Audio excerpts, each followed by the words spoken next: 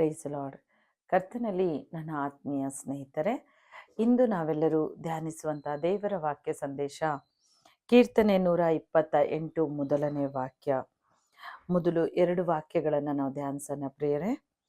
ಯೆಹೋವನಲ್ಲಿ ಭಯ ಭಕ್ತಿ ಉಳ್ಳವನಾಗಿ ಆತನ ಮಾರ್ಗಗಳಲ್ಲಿ ನಡೆಯುವವನು ಧನ್ಯನು.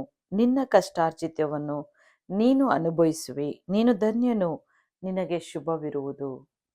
ಹೌದು ನನ್ನ ಸ್ನೇಹಿತರೆ, ಇಂದು ನೀವು ಬಹಳಷ್ಟು ಕಷ್ಟಪಡ್ತಾ ಇದ್ದೀರಿ.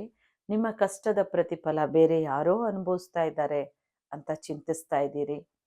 ನಿಮ್ಮ ಆಸ್ತಿ ವಿಚಾರದಲ್ಲೂ, ನಿಮ್ಮ ಹಣಕಾಸು ವಿಚಾರದಲ್ಲಿ, ನಿಮ್ಮ ಮನೆಯ ವಿಚಾರದಲ್ಲೂ, ನಿಮ್ಮ ಕುಟುಂಬದವರ ವಿಚಾರದಲ್ಲಿ, ಅಯ್ಯೋ ಏನೆಲ್ಲ ಕಷ್ಟಪಟ್ಟೆ ಇವನಿಗಾಗಿ, ಆದರೆ ಈತನು ಮತ್ತೊಬ್ಬರು ಪಾಲಾದ್ನಲ್ಲ, ಈ ಥರ ಎಲ್ಲ ಯೋಚನೆ ಮಾಡ್ತಾ ಇದ್ದೀರಿ.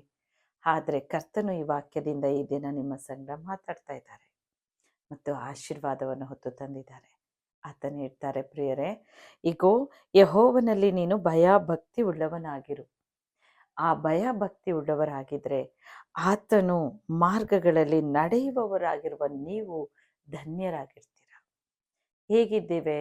ನಾವು ಭಯ ಭಕ್ತಿಯಿಂದ ನಡೆದು ಆತನ ಮಾರ್ಗದಲ್ಲೇ ನಾವು ನಡೀತಾ ಇದ್ರೆ ನಿಜಕ್ಕೂ ಕರ್ತನ ಹೇಳ್ತಾರೆ, ನೀನು ಧನ್ಯನು, ನೀನು ಧನ್ಯನಾಗ್ತೀಯ. ಯಾಕೆಂದರೆ ನಿನ್ನ ಕಷ್ಟಾರ್ಜಿತ ಮತ್ತೊಬ್ಬರು ಅನುಭವಿಸೋಕ್ಕೆ ಕರ್ತನ್ ಬಿಡೋದೇ ಇಲ್ಲ. ದೇವರು ನಿನ್ನ ಕಷ್ಟಾರ್ಜಿತವನ್ನು ನೀನೇ ಅನುಭವಿಸ್ಬೇಕು. ನೀನು ಕಷ್ಟಪಟ್ಟಿದ್ದನ್ನು ಮತ್ತೊಬ್ಬರು ಊಟ ಮಾಡೋದಕ್ಕೆ ಕರ್ತನ್ ಬಿಡೋದಿಲ್ಲ.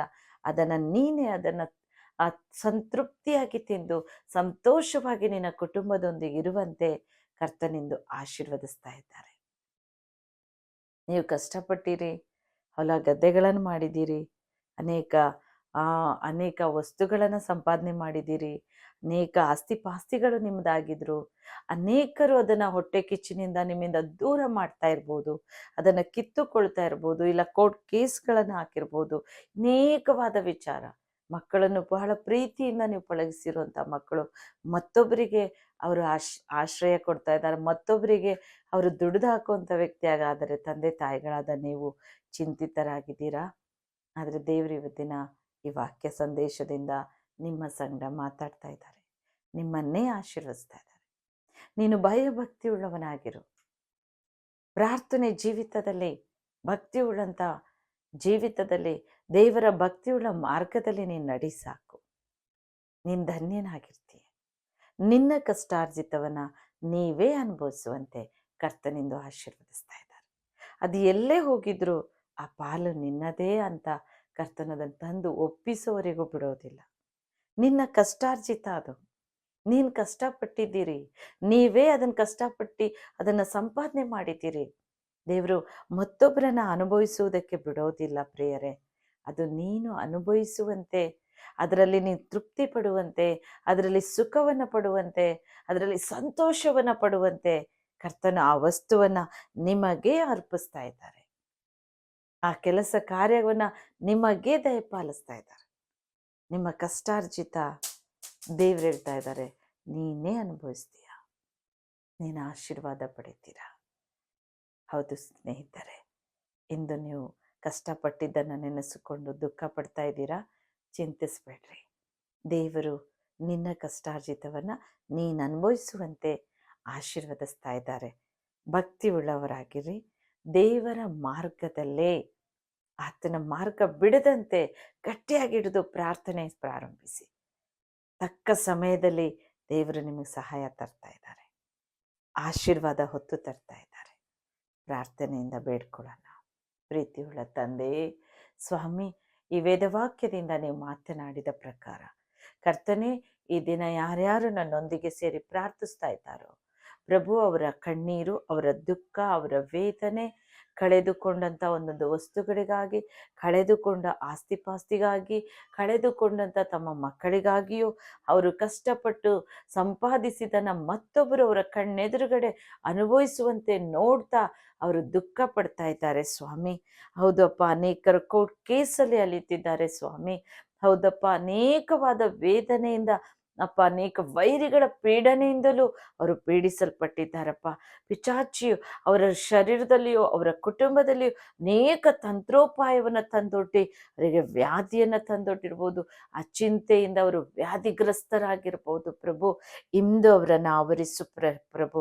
ಪರಿಶುದ್ಧಾತ್ಮ ದೇವರೇ ಅವರನ್ನು ಆವರಿಸಿಕೋ ಸ್ವಾಮಿ.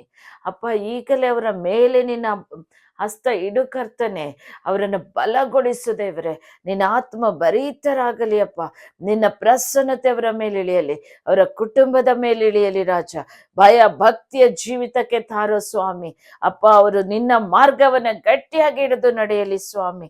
ಅವರ ಕಷ್ಟಾರ್ಜಿತವನ್ನ ಅವರೇ ಸ್ವಾಮಿ ಅನುಭವಿಸುವಂತೆ ಅವರನ್ನು ಆಶೀರ್ವದಿಸು. ಅವರೆಷ್ಟು ಕಷ್ಟಪಟ್ಟಿದ್ದಾರೋ, ಎಷ್ಟು ದುಃಖ ಪಟ್ಟಿದ್ದಾರೋ, ಎಷ್ಟು ವೇದನೆ ಪಟ್ಟಿದ್ದಾರೋ, ಆ ಎಲ್ಲ ಕಷ್ಟಾರ್ಜಿತವನ್ನ, ಆ ಬಚ್ಚಿಟ್ಟಿರುವ ಎಲ್ಲ ನಿಧಿ ನಿಕ್ಷೇಪಗಳು ಅವರದ್ದಾಗಲಿ ಸ್ವಾಮಿ. ಅವರ ಕುಟುಂಬ ಕೊಡು ಸ್ವಾಮಿ. ಆ ಪ್ರಿಯ ಸಹೋದರನಿಗೆ ಕೊಡು ತಂದೆ, ಅದು ಅನುಭವಿಸಲಿ. ಅವರ ಆ ಪ್ರಿಯ ಸಹೋದರಿ ಆ ಸಂತೋಷ ಪಡಲಿ ಅವರ ಸ್ವಾಸ್ಥ್ಯದಲ್ಲಿ, ಹೆಗ್ಗಲಿ ಅವರ ಸ್ವಾಸ್ಥ್ಯದಲ್ಲಿ. ಅಧಿಕವಾದ ಆಶೀರ್ವಾದ ಅವರ ಮೇಲೆ ಇಳಿಯಲಿ ಅಪ್ಪ. ತಂದೆ, ನೀನೀಗಲೇ ಆಶೀರ್ವಾದ ಮಾಡುತ್ತಾ ಇರುವುದು ಸ್ತೋತ್ರಪ್ಪ. ಸ್ತೋತ್ರ ಕರ್ತನೆ. ನೀ ಒಳ್ಳೆಯವರು ತಂದೆ, ಒಳ್ಳೆಯದನ್ನೇ ಮಾಡೋ ದೇವರು. ಅವರ ಕಷ್ಟಾರ್ಜಿತವನ್ನು ಅವರೇ ಅನುಭವಿಸುವಂತೆ ಅಪ್ಪ. ಅವರು ಕಷ್ಟಪಟ್ಟಿದ್ದವನವರು ಸಂತೃಪ್ತಿಯಾಗಿ ಸ್ವಾಮಿ ಅಪ್ಪ ಸಮಾಧಾನವಾಗಿಯೂ ಸಂತೋಷವಾಗಿ ಅವರ ಕುಟುಂಬದಲ್ಲಿ ಅನುಭವಿಸುವಂತೆ ನೀನು ಸಹಾಯ ಮಾಡ್ತಾ ಇದ್ದೀರಿ ಅಪ್ಪ. ಎಲ್ಲ ಚಿಂತಾ ಭಾರವನ್ನು ತೆಗೆದು ಹಾಕಿ ಅವರಿಗೆ ಆರೋಗ್ಯದಿಂದ ತುಂಬಿಸು. ಅವರಿಗೆ ಏನು ಬೇಡುತ್ತಿದ್ದಾರೋ ತಂದೆ, ಈಗಲೇ ಅವರಿಗೆ ದಯಪಾಲಿಸು. ಇಂದಿನ ದಿನ ಅವರಿಗೆ ಶುಭದಾಯಕವಾಗಲಿ. ಎಲ್ಲ ಶುಭವು ಕೃಪೆ ಅವರನ್ನು ಹಿಂಬಾಲಿಸಲಿ ತಂದೆ. ಆಶೀರ್ವದಿಸಿದಕ್ಕೆ ವಂದನೆ ಅಪ್ಪ. ಎಲ್ಲ ಮಹಿಮೆ ನಿನಗಾಗಲಿ. ಯೇಸುವಿನ ದಿವ್ಯ ನಾಮದಲ್ಲಿ ನಾವು ಬೇಡಿಕೊಳ್ಳುತ್ತೇವೆ ತಂದೆ. ಆಮೆನ್.